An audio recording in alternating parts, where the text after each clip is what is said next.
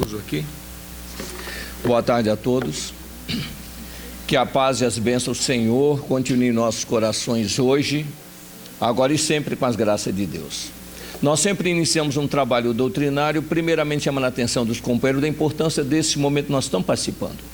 É muito importante para nós, cada vez, todas as vezes, em qualquer lugar onde nos reunirmos em nome de Jesus, buscarmos ter alegria, esperança e confiança em nossos corações, independente de problemas ou de dificuldades que porventura estejamos enfrentando. Por que essa alegria, por que essa esperança e por que essa confiança? É só recordarmos as próprias palavras de Jesus: onde dois ou mais estiverem em meu nome, aí também eu estarei. E temos certeza que mais de dois se juntam a nós em nome de Jesus. E nunca será demais nós pararmos e nos perguntarmos: o que é que eles vêm fazer aqui? O que é que eles estão fazendo aqui? Primeiramente, não vêm aqui para aprender conosco, mas sim para atender às nossas necessidades, estejamos nós encarnados ou desencarnados. Qual deve ser a nossa postura nesses encontros? Como deve ser o nosso comportamento? Aprendermos a aproveitar a oportunidade que nós estamos tendo, aprendendo a conversar com eles, abrir o coração a eles, falar de alegrias que nós já tivemos, tristezas que já amargamos, vitórias que já conseguimos, derrotas que não conseguimos esquecer, falar daquilo que nós sentimos que ainda precisamos alcançar para vencermos a dificuldade que a vida ainda nos apresenta. Porque dentro das possibilidades que estes nossos irmãos já possuem, e dentro dos esforços que todos nós devemos estar fazendo para merecer a assistência deles, temos certeza de uma coisa: são eles que, em nome de Jesus, poderão depositar um bálsamo nas feridas que todos nós ainda carregamos na alma, tanto os encarnados quanto os desencarnados. E até porque, a bem da verdade, deveria ser sempre pela presença deles que aqui nos reuníssemos, no corpo ou fora do corpo. Então, que nós possamos aproveitar esses momentos, se repetem a cada vez, todas as vezes, em qualquer lugar onde nos reunimos em nome de Jesus. Hoje o tema de reflexão que a nossa irmã já adiantou é a nova era, que está no Evangelho segundo o Espiritismo, logo no primeiro capítulo, não é isso? E foi escrito em 1864, quer dizer, publicado em 1864. Só que essa nova era, ela tem uma importância ímpar no planeta. Foi por causa dessa nova era que Jesus, há 25 mil anos mais ou menos atrás, se prontificou a vir à face do planeta. E há 2.000 anos atrás ele cumpriu a promessa feita aos capelinhos que aqui chegaram. Então nós vamos ter uma reflexão sobre as eras que nós já passamos e essa que estão se aproximando de nós, que é o ponto culminante de toda a expectativa do trabalho que Jesus fez nesse planeta em relação a nós. E é justamente nisso que nós começamos a verificar o seguinte: o que é uma era? Por definição, a era é definida da seguinte forma: período de tempo geralmente longo, que começa com um fato histórico novo, notável ou marcante, ou que origina uma ordem diferente no curso dos acontecimentos. Isso preenche várias etapas que as novas eras que nós já passamos. A doutrina espírita nos orienta que nós não surgimos nesse planeta, viemos para ele por submissão nossa em praticar e respeitar a vontade de Deus. Nunca é demais relembrar isso, que o Evangelho, o Livro dos Espíritos, na questão 115 e 124, fala sobre esse motivo. Na 115 diz que Deus dá determinada tarefa a cada um de nós, e uns aceitam sem murmurar, e alcançam mais rapidamente a felicidade prometida. Outros se rebelam e se revoltam, e para esses a eternidade é mais longa. Aí já se forma dois grupos: o que obedece e o que não obedece. Dentro desse princípio, Kardec diz que então existem dois tipos de espíritos: os que seguem desde o princípio o caminho do bem absoluto e os que seguem desde o princípio o caminho do mal absoluto. Ou seja, os do mal absoluto são aqueles que são trazidos ou levados a um planeta para redirecionamento, para aprender através da lei de Deus, respeitar a lei e respeitar e fazer a vontade do Criador.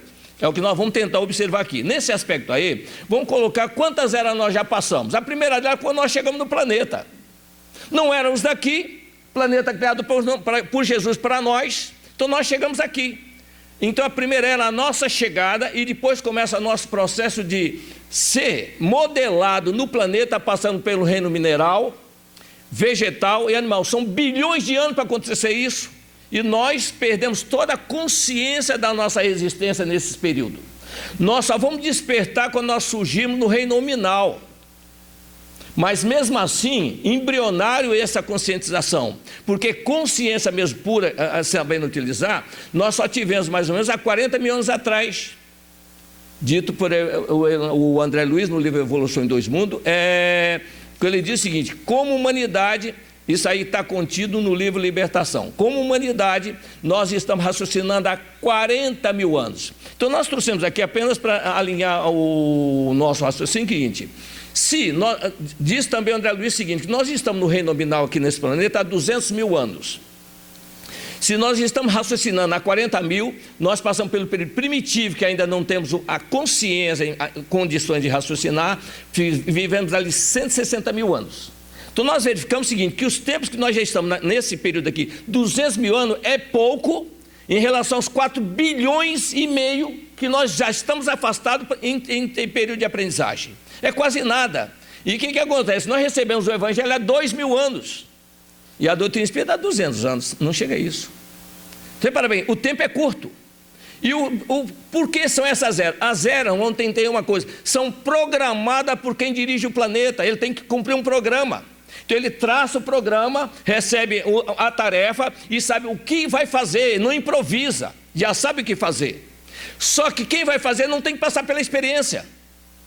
São os necessitados que passam, e esses que passam não aceitam a orientação que recebe para se enquadrar no objetivo que está sendo trazido dessas tarefas, esses períodos, que são as grandes transições que nós teremos que estar obedecendo. E é aí que entra a grande luta. Então, nesse aspecto aí, não é a primeira vez que nós vemos esse trabalho de eras, não. É só para alinhar também o pensamento nosso, dentro do trabalho de Jesus. As eras são mencionadas na Gênesis de Moisés, quando o primeiro dia é uma era, o segundo dia é outra era, cada dia é uma era ali. E a 7ª era, e Deus descansou, não é isso? Por quê? Quando passa essa era que nós vamos entrar agora, Jesus vai descansar, porque quem ficar tem responsabilidade, que até agora não tem. É assim que a gente entende. Quem chama a nossa atenção sobre isso é o Dr. Bezerra de Menezes. Se estudarmos o Evangelho de Jesus com atenção, encontraremos solução para todos os problemas, por mais angustiantes. Seja o Evangelho, seja o Antigo Testamento ou a doutrina espírita, dá no mesmo que tudo é continuação do pensamento de Jesus dentro das nossas limitações e necessidades. Então, nesse aspecto aí, o primeiro dia é: faça-se a luz. Começa o planeta a funcionar. Vem então, faça-se o firmamento. Separe o dia da noite, crie peixes e aves. Isso nós sabemos na doutrina, que é passar pelos esses reinos todos. E ele diz, e aí vem o grande momento. Jesus, com os seus engenheiros, seguinte: agora façamos o homem a nossa imagem e semelhança. Isso chega nos 160 mil anos nós estamos falando. Veja quanto tempo chegou para cumprir esse primeiro pensamento no início da criação. E o que é fazer o homem? É tornar o princípio inteligente que somos nós, passar por todo esse período de receber um perispírito, onde tem recurso de atributos, onde temos a consciência, o instinto que vem conosco desde o início, nós não perdemos nunca. Depois surge a consciência, que na verdade vai controlar a inteligência, o raciocínio, o pensamento, a vontade, a palavra. Tudo isso é controlado por essa inteligência, mas movimentado por quem? Por nós, que estamos no comando disso. Só que nós estamos no comando, mas mesmo nós dentro da doutrina não percebemos isso, nem sentimos isso. Nós já sabemos que tudo está no cérebro, no sistema nervoso, nada disso. Somos nós no comando. Porque quem chegou aqui não tinha corpo. 236A do Livro dos Espíritos. E não precisava de nada. Porque nós temos que, para raciocinar, unir todas as informações. Não adianta estudar as coisas e esquecer o que estudou anteriormente. Então, quando nós chegamos nesse estágio aqui, o que acontece? Nós ficamos iludidos pelas essas vantagens exteriores que nós recebemos, produto de esforço de Jesus e seus trabalhadores diretos que vêm aqui trazer novidades no campo da ciência para atender às nossas necessidades de movimentação com os nossos tempos, mas interiormente só nós podemos mexer. Exteriormente eles podem fazer tudo por nós, dentro de nós só nós podemos transformar. É a grande transformação. Nesse aspecto, só para alinhar alguns raciocínios, quem já leu o livro Brasil, Coração do Mundo, Pátria do Evangelho, quando Jesus faz uma visita periódica, olha só, no último quartel do século XIV, o Senhor desejou realizar uma de suas visitas periódicas da Terra, ou seja, 1375, mais ou menos, esse período, que ele vem visitar o planeta. Olha a impressão que ele tem quando chega aqui. Quem trazendo para nós é o Humberto de Campos, não é isso? Anjos de trono lhe formaram a corte maravilhosa. Dos céus à terra foi colocado outro símbolo da escada infinita de Jacó. Mas se Jesus vinha do coração luminoso das esferas superiores, o planeta Terra lhe apresentava ainda aquelas mesmas veredas escuras cheias da lama da impenitência e do orgulho das criaturas humanas. Quer dizer, o planeta continuava o mesmo. Isso, Humberto de Campos escreve quando Jesus teve a impressão aqui em 1375. 1948, no livro Caminho, Verdade e Vida, do Emmanuel, 1948, ele escreveu, na lição 37, Honras Vãs, ele diz para nós o seguinte, que clérigos, príncipes, todos escreveram sobre Jesus, mas escreveram coisas humanas, porque o planeta de agora ainda é o mesmo do tempo que Jesus esteve entre nós, apenas com a seguinte diferença: o pretório, o sinédrio e o templo apenas receberam outros nomes, ou seja, mudou o exterior e não mudamos o interior. Nós lemos isso, mas parece que não é para nós, não é um alerta, uma chamada de atenção. Nesse aspecto aí, nós vamos recordar por que nós chamamos a atenção sobre o Brasil, o coração do mundo, patrão do Evangelho. Confesso a vocês que a gente estuda a doutrina, mas às vezes passa algumas coisas desapercebidas. Em 1949, quando se realizou o Pacto Áureo, foram 18 artigos colocados no Pacto Áureo. O primeiro, só tem um artigo que trata de religião, só um. E olha só o que ele diz para nós, nesse primeiro, é o primeiro artigo. Cabe aos espíritas do Brasil porem em prática a exposição contida no livro Brasil, Coração do Mundo, Pátria do Evangelho, de maneira a acelerar a marcha evolutiva do Espiritismo. Está aqui no primeiro mandato. Eu nem sabia disso há 6 meses atrás. Não sabia. E olha que interessante como as coisas vêm. Em novembro do ano passado, outubro do ano passado, em Nilópolis, um companheiro chegou para mim e disse: por que você não fala de Ismael? Você pediu, eu falo. Não, em onde você for. Não precisa marcar, não. E eu comecei a ficar aqui na cabeça, comecei a buscar. Daí para cá já fiz 8 estudos sobre isso, convocado para falar sobre isso. Desse livro aqui, Brasil, Coração do Mundo, Pátria do Evangelho, onde Ismael está presente o tempo todo, escolhido por Jesus para dirigir o Brasil, que é realmente o coração do mundo, que a mudança que está para acontecer está estruturada nesse país. Dito pelo próprio Humberto de Campos, e a ideia aqui era divulgar o livro. O livro só foi divulgado por causa da ação judicial que criaram contra Chico Xavier, por causa desse livro aqui.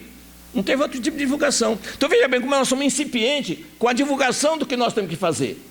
É o conteúdo, não é o problema que trouxe, mas sim a solução que está presente nessas orientações. Então, dentro disso, nesse próprio livro aí, o Humberto de Campos relata para nós o seguinte, que mais ou menos na época de 1827, Ismael reuniu seus trabalhadores e entre um deles, ele recomenda que renasça no planeta para reagrupar os dissidentes. Esse irmão chamou-se aqui entre nós Bezerra de Menezes. Nasceu em 1831, 4 anos depois.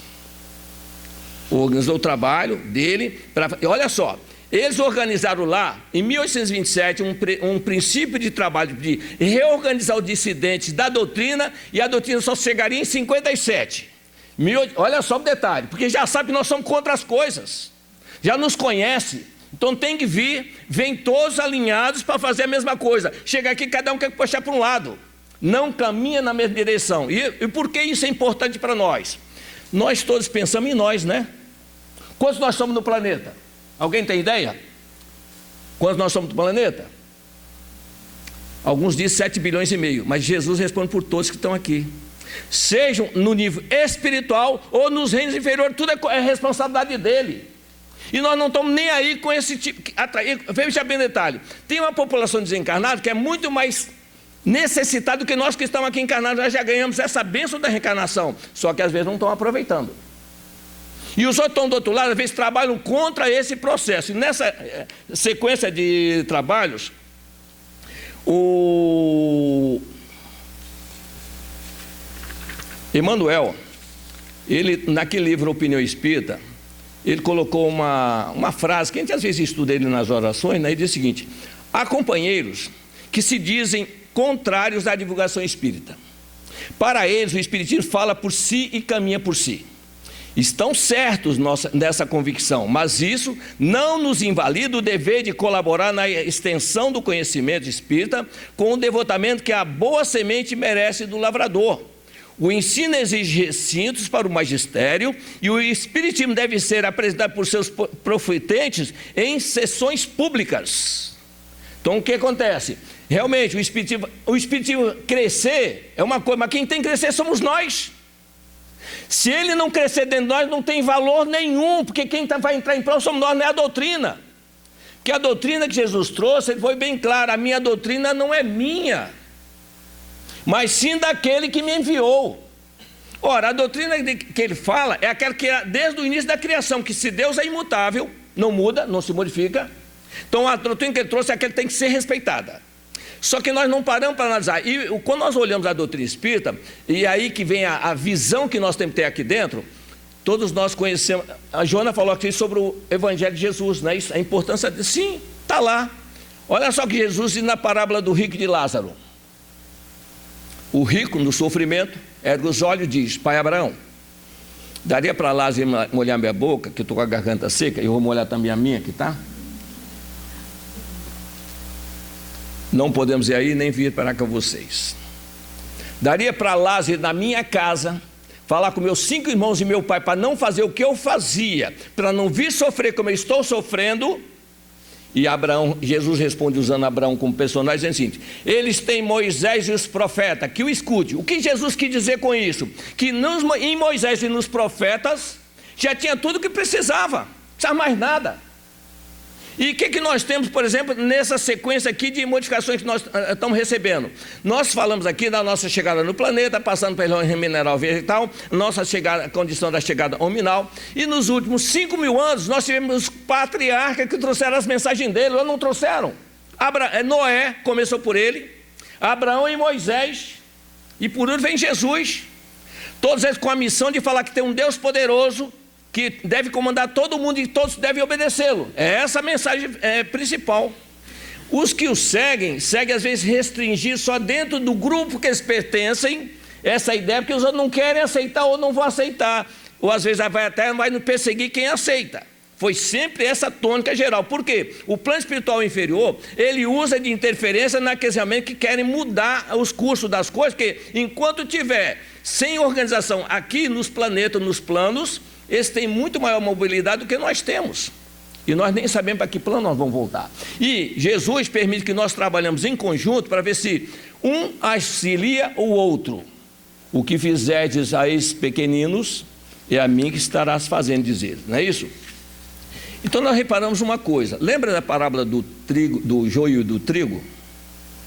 O trigo cresce e o joio cresce junto. Podemos arrancar o joio? Não. Deixa, quando ele estiver no tempo certo, arrancamos. Se nós olharmos isso, nós somos o joio e o trigo. De que maneira? O joio e o trigo está dentro de mim e aquele que eu sou no meio da minha comunidade que eu vivo. Eu tenho o joio dentro de mim e ainda sou um joio no meio da comunidade que eu vivo, que às vezes eu não respeito os meus semelhantes. Então, mesmo conhecendo, nós não temos essa relação pacífica com aqueles que convivem conosco, dentro daquilo que o Evangelho pede. Mas se eu tiver essa passividade, eu posso crescer? Sim, claro que sim. Mas se eu for egoísta para crescer sozinho, eu vou ter um problema sério para chegar lá e ser aprovado. Porque mais será cobrado a quem mais foi dado, e a cada um segundo as suas próprias obras. Então eu não posso pensar só em mim, eu tenho que pensar no conjunto. E aí nessas mudanças que nós temos que ter a mudança individual, familiar, grupo nacional e também no planeta. Aí pergunta-se, uma religião, a religião nossa não chega a ser 0,4% da humanidade toda encarnada, 0,4%, hein, que representaria 28 milhões. Não chega. Se tiver 5 milhões, e que estuda, que se aprofunda, é muito. Como nós podemos influenciar nisso tudo? Ora, quando vier a seleção, claro que aqueles que não souberem serão menos cobrados. O Evangelho diz isso. Mas também serão cobrados os que souberam e não ensinaram, porque são 3 obstáculos que nós temos que aprender a enfrentar, gente. Os que não sabem e não querem aprender, os que aprendem e não querem ensinar, e os que ensinam não praticam. Nós falamos aqui principalmente para desencarnados. Porque imagine pessoas que vêm desencarnando, não querem aceitar e continuam do outro lado com as ideias insubmissas de se dobrar aos princípios gerais que se colocam na nossa situação terrena. Nós mesmos que estamos aqui, sabemos que um dia nós vamos passar para o outro lado e estamos esperando ansiosos por essa regeneração, mas não sabemos nem como ela será. Sabendo que vai, como Jonas já disse, vai ser bem melhor, claro. Tirando os ruins vai ficar bom, gente. Não é uma dedução simples, não. Não é isso que Jesus queria, não é a transformação. Não, tirou os ruins, claro que vai ficar bom. Me pera um pouquinho, de que lado que eu estou? Nós nos garantimos que nós estamos no lado bom, não é isso? Nós não sabemos, não. Quanta gente pensou que era bem, estava boa, não é isso? Teve que seguir adiante para o outro lado. E porque tem um tempo, hoje um companheiro interessante, hoje de manhã, ligou um companheiro e perguntou: Messias, eu vou fazer um estudo hoje, você tem alguma ideia qual é esse dia do tempo que está vindo? Olha, eu vou falar mais ou menos sobre isso hoje, né? Trocamos uma ideia. Olha só, o que Bezerra de Menezes trouxe para nós em 19 de abril de 2010. Resumido, é claro, né? Que são 3 páginas. Em atendimento aos compromissos firmados por orientadores do planeta, almas abnegadas se desdobram em atividades definindo responsabilidade e tarefas a serem desenvolvidas em épocas específicas. Para os próximos 50 anos, já se delineia um planejamento destinado a ser cumprido por uma coletividade de espíritos que irão conviver com grandes e penosos desafios. A atual humanidade será pouco a pouco mesclada por esses 2 grupos de espíritos reencarnantes, os que estão precisando de ajuda e os que podem ajudar. São esses 2, que sempre acontece, não é isso? Inicialmente, na sua terça parte, abrangendo todo o planeta, depois 2/3 e 3/3. Um trânsito de mão dupla, acrescentemos, pois coletividade de encarnados também retornarão à pátria verdadeira. Anuncia-se então o processo renovador de consciência por meio de provações algumas acerbas. Uma operação de decantação que visa selecionar os futuros habitantes do planeta, aqueles que deverão viver os alvores da era regeneração nova. Aí que está da regeneração da era nova. Aí que está a prova que nós vamos submeter. Nós estamos estudando esse tempo todo para ser submetido na prova. Vou terminar a leitura para a gente verificar que prova poderão ser essa, não é isso? É a era do Espírito anunciada na manhã do dia de ontem, 18 de abril de 2010. Ismael falou emocionado para os representantes de todas as nacionalidades e revelou o plano de Jesus relacionado à cristianização dos homens. Então Ismael é incumbido de trazer essas no plano espiritual elevado. Só que quando a notícia chegou ao conhecimento na divulgação, o Dr. Bezerra de Menezes que comenta isso para nós na própria mensagem dele. Os espíritos inferiores se rebelaram, não quiseram aceitar as mudanças e partiram para fazer o planeta para criar tumulto aqui no nosso meio. Ou seja, eles de imediato já reagem, partindo realmente para influenciar nós, fazer o que eles não podem fazer no planeta aqui. E nós, às vezes, inconscientemente, nos deixamos levar pelas atitudes deles. De que maneira? Imagine essas reuniões que se fazem aí, propondo, às vezes, sistema de paz, de harmonia, e chega aquele lá que não, isso não adianta, é só para tapear a gente, começa a quebrar tudo. Eu não vou. Nunca fui. Mas eu, diante da televisão, quando vejo, olha, tem que quebrar mesmo. Se não quebrar, vai continuar. Eu estou dando, alimentando a fogueira, gente. Deu para entender? Porque a doutrina pergunta, aqueles que não participam, tiram proveito, são tão responsáveis quanto o que fazem. Que estão usando os nossos recursos. Olha, é simples raciocinar. Quando nos pede ajuda, vamos fazer uma prece à distância? Não vamos fazer uma prece à distância? Quem quer fazer uma prece à distância não vai mandar um pensamento no lugar que eu quero? Se eu posso mandar um pensamento bom, por que eu não mando o ruim? É mais fácil mandar o ruim do que o bom para nós. Está dentro da nossa tendência. Perceberam? A gente manda. Então, aí Jesus diz, é aí que Jesus diz, não podeis servir dois senhores. E outro dos senhores é o seguinte, todos nós somos divinos, ninguém pode negar isso. Somos imortais, o princípio inteligente, ele é imortal. Não tem fim para ele. Então o que acontece? Só que nós percebemos pela própria doutrina que um toma o caminho do bem absoluto, outro toma o caminho do mal absoluto. Nós somos aqueles que tomamos o caminho do mal absoluto. Todos que vêm para um planeta, sem exceção, estão enquadrados nisso. Não os que dirigem, mas os que estão submetidos às experiências. Todos sem exceção. É por isso que Jesus diz com bastante propriedade, não julgueis para que não sejais igualmente julgados. Até parodiando, nós quando comentamos certa feita isso, Ismael, quando queria ordenar os estrangeiros que vieram aqui cultivar o Brasil, foi até Jesus para dizer que eles não estavam obedecendo. E ele, como diz o nosso irmão Humberto de Campos, que Ismael começou até a chorar de emoção, acalma teu coração, Ismael. Até mim tem chegado o apelo daqueles que estão nas regiões de dor e sofrimento, querendo uma nova oportunidade. Vá até eles. Convoca-os para ir ao planeta, trabalhar para pagar a dívida deles, que ninguém sai daqui enquanto não pagar tudo que deve. Mas eu disse, mas também se puder dizer, Ismael, fica calmo que você também é daqueles que não obedeceu o Criador lá no começo. Porque muitos desses irmãos nossos que nós conhecemos com grande envergadura, eles já vieram de Sírio para Capela e Capela para cá. Não foi aqui que eles se formaram, não. Quem disse é no livro Universo e Vida, do livro do Áureo, ele diz o seguinte, muitos espíritos foram de Sírios para Capela.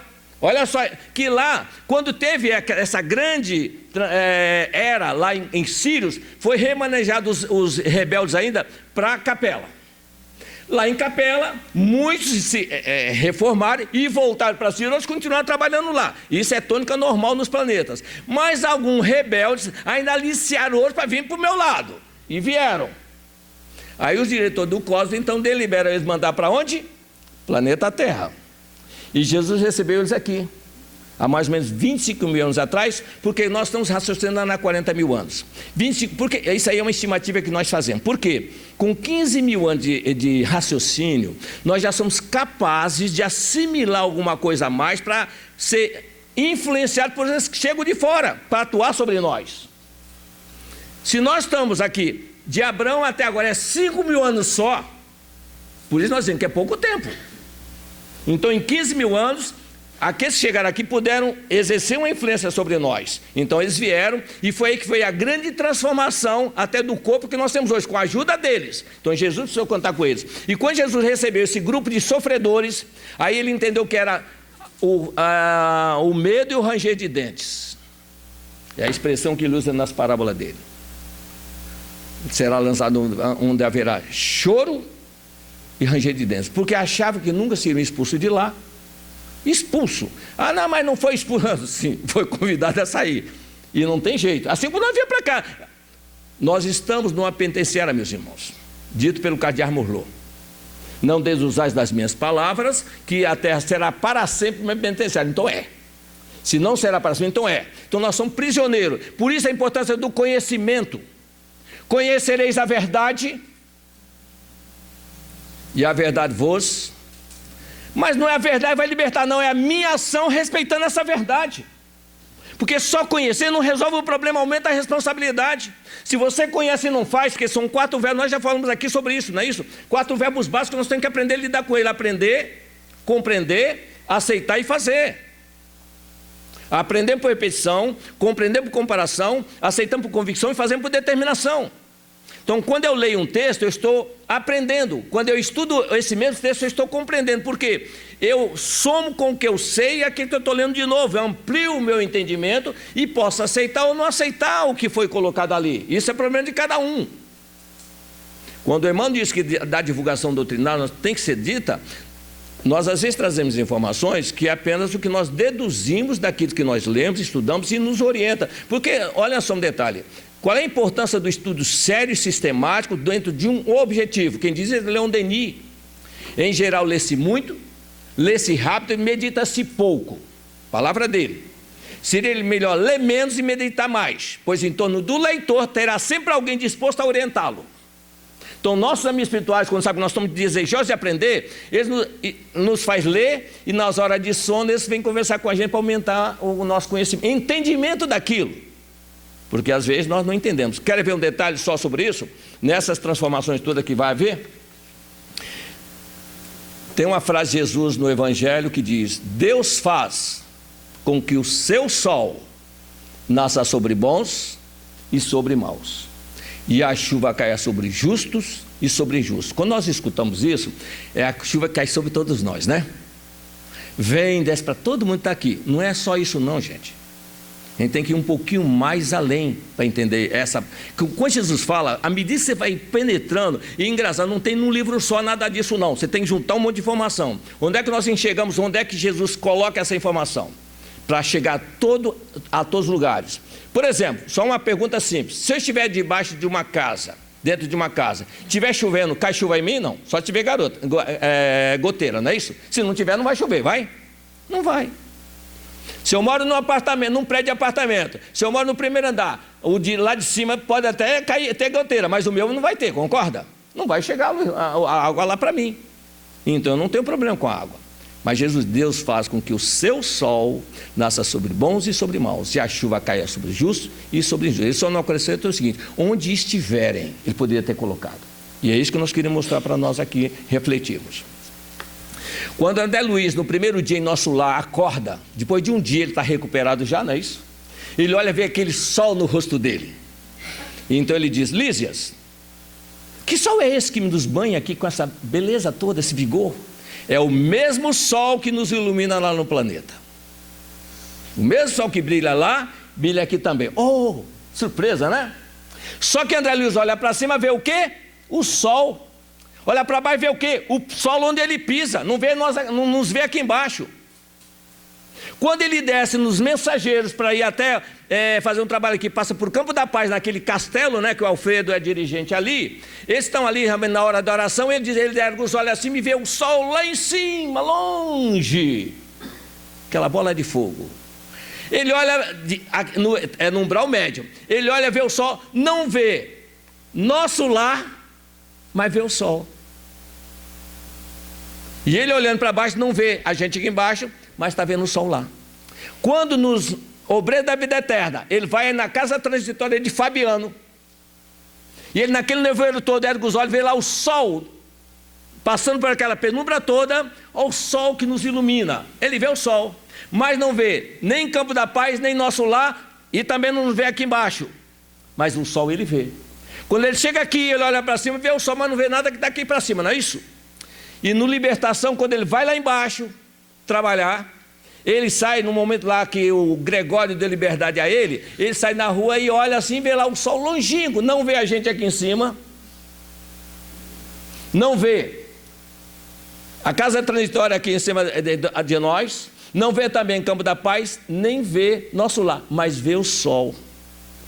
Que engenharia é esta que constrói um planeta que a Terra vai até nosso lar e nós, onde estivermos, vemos o sol.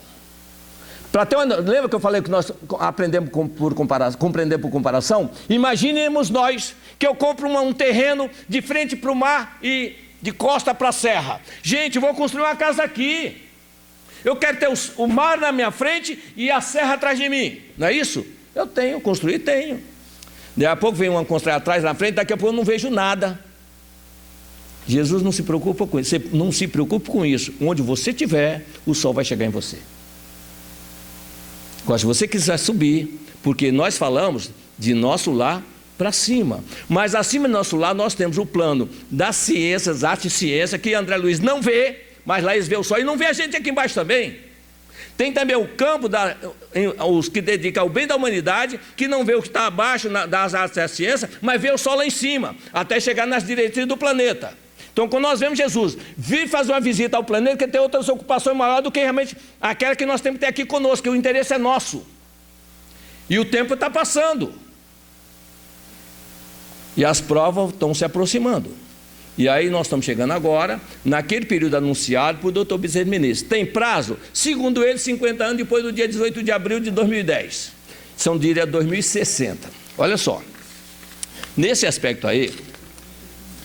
Oi? Repara bem um detalhe. Jesus avisou isso para nós no Evangelho de Mateus, capítulo 24.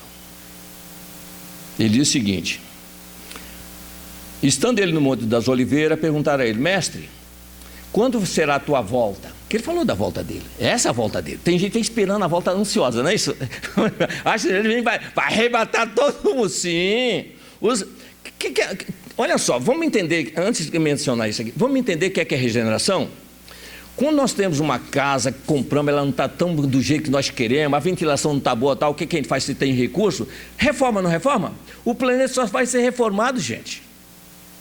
Aqui acima de nós tem o umbral grosso. Os que habitam aí são tão pesadas as vibrações deles sobre nós, que muitas vezes vem epidemia sobre nós causada por eles.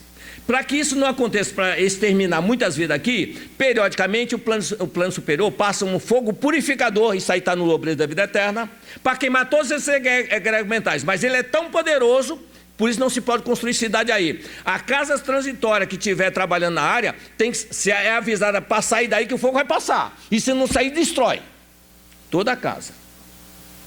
Para ter uma noção sobre isso, a Zenóbia, que dirige a casa de Fabiano há 20 anos, ela revezando com outro companheiro, ela está trabalhando ali de gente, e chegam os companheiros: olha, Zenóbia, recebemos a informação do plano superior, que amanhã vai passar o fogo purificador, olha, amanhã.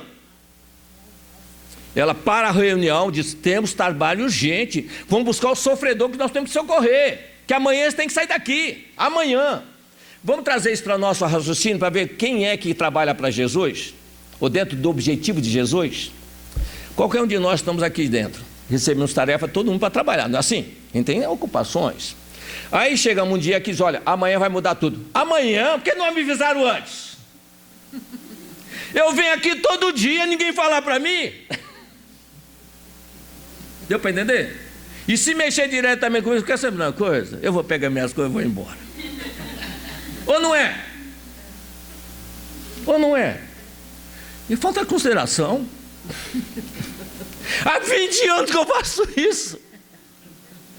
Perceberam como nós somos? E olha que nós estamos aqui para mudar isso há 4 bilhões de anos. Passamos estruturado aí no reino mineral, vegetal e animal. Chegando aqui realmente nós... Quem é que não sabe que tem uma certa revolta, raivinha ou rancor? Quem é que não sabe disso? Ou inconformismo pelas coisas que acontecem com a gente? Perceberam?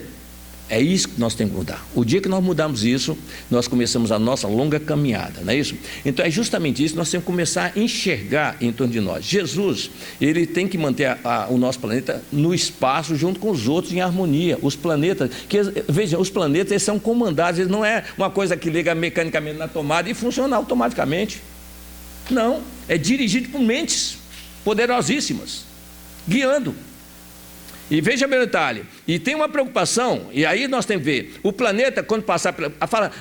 Santo Agostinho mesmo diz, ele no livro, no capítulo 3 do Evangelho segundo o Espiritismo, sobre o planeta de expiação, porque expiação é um estágio, é um novo período, que quando Jesus chegou aqui, ele já veio, já teve algumas modificações, porque quando nós entramos nesse reino aqui, já começamos a receber uma assistência mais direta, porque nós agora temos de desenvolver dentro de nós a capacidade de entendimento e de compreensão. Quando nós chegamos do finalzinho do reino animal, foi criado em nós um órgão para que nós pudéssemos falar, porque nós não tínhamos como falar, nós não tínhamos corpos.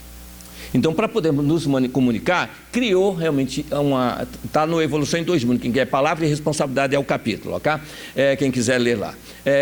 Criou o mecanismo da fala.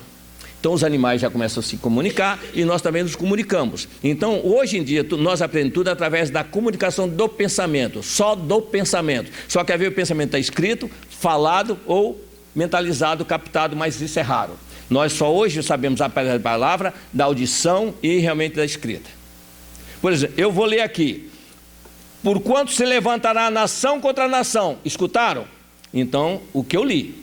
Eu vi 2 vezes, que quando eu falei, eu também ouvi. Por isso a gente aprende por repetição. Quanto mais eu leio e falar, mais eu gravo. Lembra da escola, quando a gente ia para a escola e repetia as mesmas coisas sempre? Não, lê mais vezes. Decorava, mas não aprendia, gente. Não aprendia o princípio. E aí que Jesus diz, porque haverá uma tribulação tão grande, como nunca houve desde a formação do planeta até agora, nem jamais haverá, vai ser uma vez só. Se nós aprendemos por repetição, só vai ser uma vez, eu não tenho chance de aprender, então eu tenho que aprender antes de acontecer. E o que é aprender antes de acontecer? Vamos lá. Existe técnica para isso. Em primeiro lugar, tem que ter confiança em quem nos dirige. Ele está avisando que ninguém sairá daqui até que pague o último centavo. Muito cuidado com essa informação, porque olha só, como a interpretação é muito relativa. Se nós estamos dizendo, e os Espíritos comentam conosco, que será retirado os que não poderam ficar, não vieram os capelinos? Não foi o planeta lá que evoluiu, mudou de postura, a população ruim que saiu, melhorou o padrão vibratório, o ar melhorou. Então aí agora não tem obsessor, que muitas das vezes quando se fala em regeneração, a gente entende isso. O meu mentor, por exemplo, olha, o Messias, ele não é ruim não, ele faz, às vezes ele dá uns passos errados, mas porque ele tem um monte de irmãos que ele criou ao longo do tempo, então em cima dele ele não deixa ele agir direito. Se esses daí vão para fora, ele sem essa influência, ele vai ser outro. Você vai ver que ele regenerou. Então deixa ele aí para ver. Vai levar os obsessores? Vai. Então deixa ele para ver se ele se regenerou. E se o Messias ficar aqui, sem o obsessor, e quiser tirar proveito da bondade de todo mundo, ele não regenerou nada. Ele quer tirar proveito onde ele estiver. Ele continua o mesmo. Porque quem é no pouco também é no muito. Muito cuidado com isso. Porque o trabalho que é a base do nosso crescimento, que o Pai trabalha sempre, disse Jesus, e eu trabalho também. Vamos pedir ao Pai que mande mais trabalhadores. É o trabalho. Então, nesse trabalho, a pergunta é, com quem Jesus pode contar nessa transformação? Mas nós somos poucos. Por que às vezes nós falamos para desencarnados? Eles estão ouvindo. Se eles aceitam ou não, não é problema nosso. Mas nós temos irmãos que os trazem nas reuniões, que procuram induzir as palavras para eles ouvirem. Se eles modificar, ótimo. Minha esperança é essa. Se eu chegar do outro lado e ver alguém foi beneficiado pelo que eu falei, ele vai estar do meu lado. Vai estar do meu lado. Não, eu devo muito ao que você falou. Ué, mas como é que você está? Não, eu só fazia o que você mandava. Você não fez, o problema é seu. Mas eu vou te ajudar. Porque o importante é fazer, não é saber, gente. É fazer. É o fazer que é importante, né? Então ele diz, em verdade vos digo que não passará essa geração, tem que todas essas coisas se cumpram.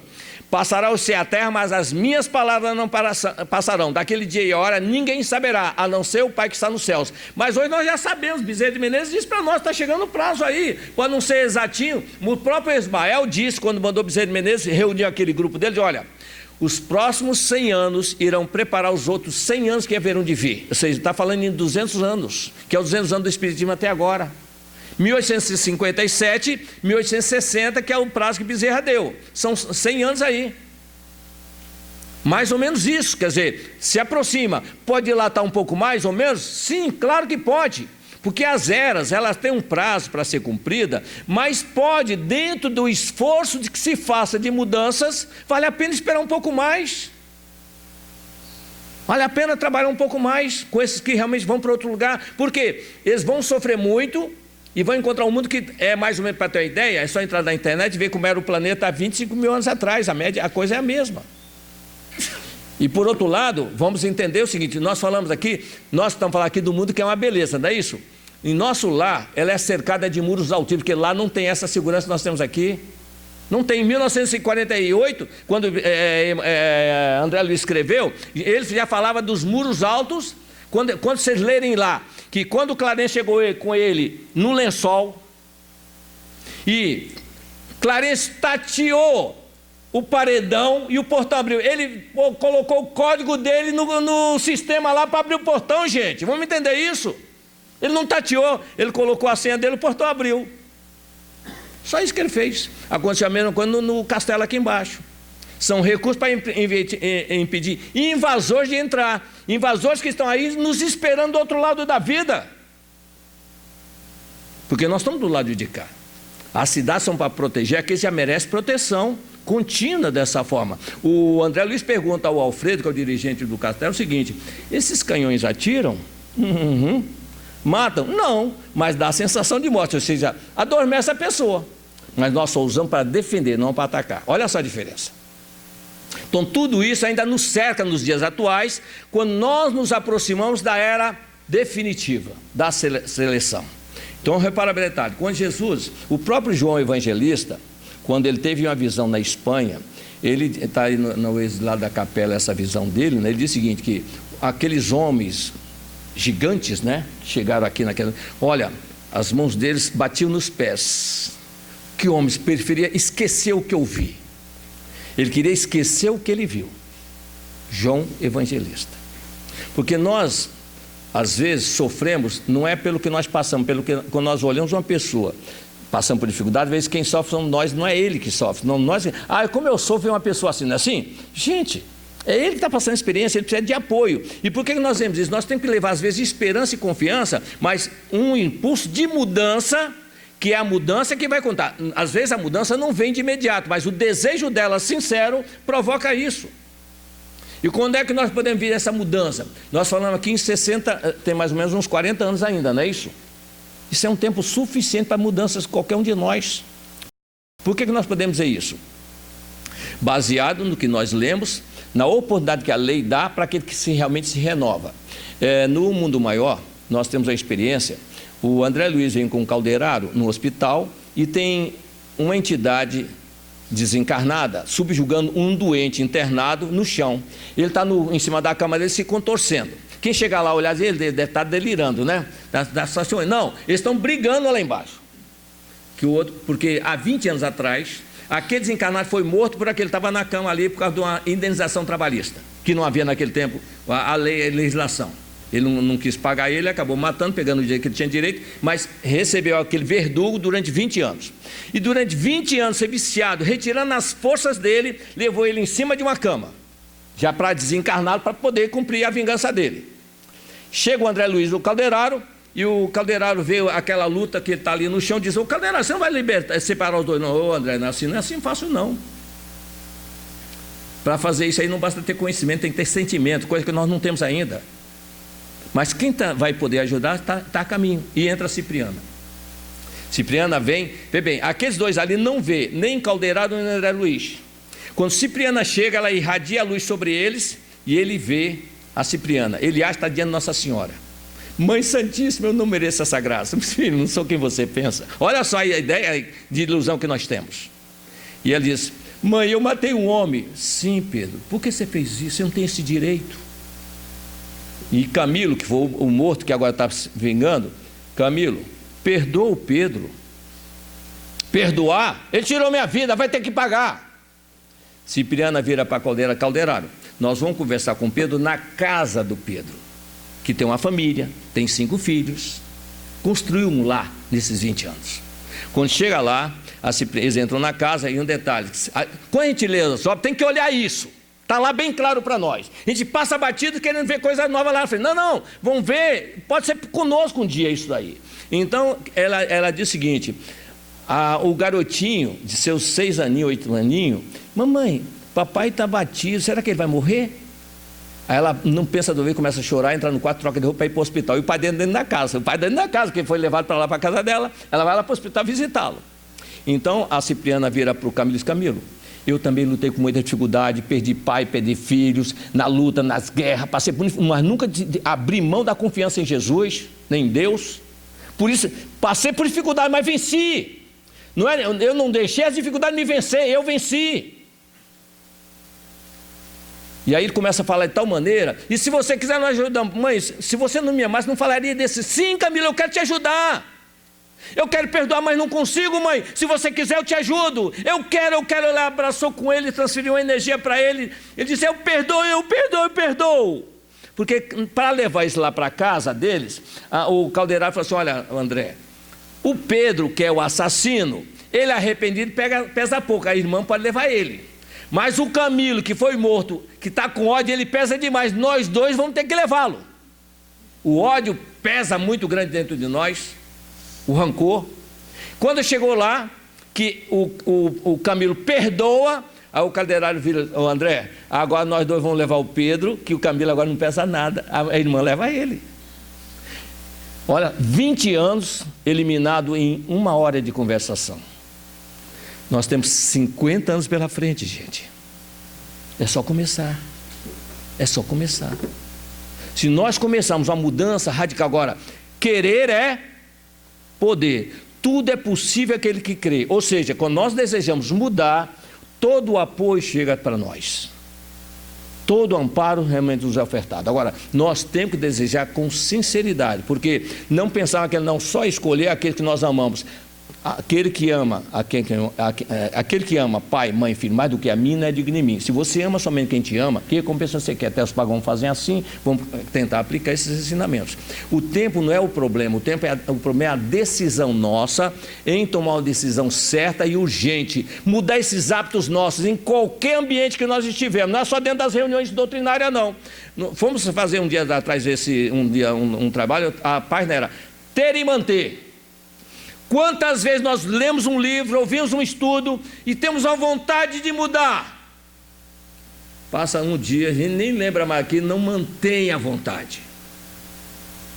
Então ter e manter é importante, que se nós tivermos e não mantivermos, não adianta nada. E finalizando, Jesus diz uma coisa, nós temos que gravar em nós. E diz o seguinte: quando isso acontecer, um homem no campo, e 2 homens no campo, um será levado e o outro não. 2 mulheres no moinho, uma será arrebatada e a outra não. O que ele quer dizer é o seguinte, que vai acontecer tudo com todos, mas não será, ninguém ficará nem por descuido, nem será levado por engano. Por outro lado, não é a primeira vez que acontece uma era dessa. Jesus menciona isso no capítulo 24 de Mateus. Assim também foi no tempo de Noé. Noé disse e avisou sobre o dilúvio, e ninguém levou o Noé a sério, até que o dilúvio veio e levou a todos. Então, não foi por falta de aviso. Quando Jesus diz que Noé avisou, é porque todo mundo foi avisado. Só que nesse caso nosso, ele coloca uma informação mais contundente. Uma aflição que nunca houve desde a formação do planeta até agora, nem jamais haverá. Então é uma coisa que nós temos que passar. O problema todo é, quando nós, já viu aquela pessoa que às vezes num filme fica angustiado pelo outro que está passando num filme? Tem pessoa que é angustiada porque alguém está passando mal numa novela. Vamos controlar. Se eu fico angustiado por alguém que está passando mal, sofrendo na mão de outro num filme, numa novela, como é que vai acontecer quando estiver acontecendo comigo ou com um parente meu? Me diga. Vou começar a dominar esses nossos ímpetos aí, gente. Dominar isso. O equilíbrio nosso é nesse ponto. Aí nós estamos preparados para qualquer coisa dentro do que Joana pediu. Mas depende de nós, não depende deles não. A parte deles eles fazem. Mas a nossa nos compete fazer. Que o Senhor nos abençoe.